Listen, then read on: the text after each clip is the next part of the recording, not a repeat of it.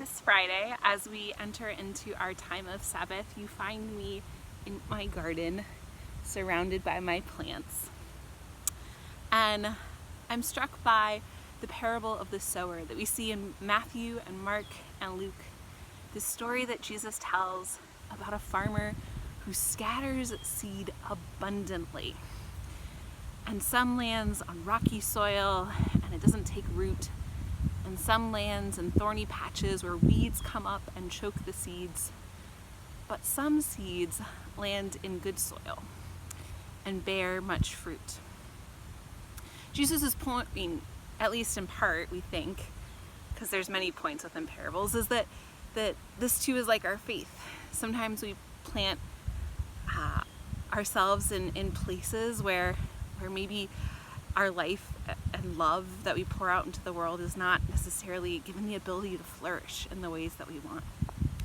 But I'm also struck, as someone who plants a garden, at the seeming lack of intentionality by this sower, by this farmer.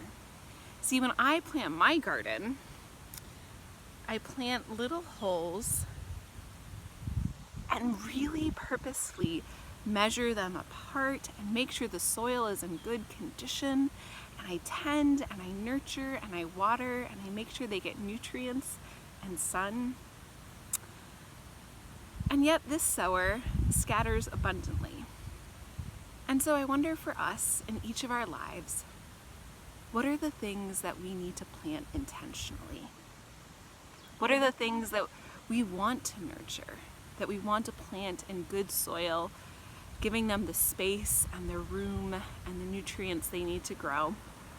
And what are the things that we, like the sower, can scatter abundantly? May we keep this in mind as we enter into this time and space of Sabbath, as we set our weeks aside, and as we prepare for a time to center ourselves with our God and with one another. Amen.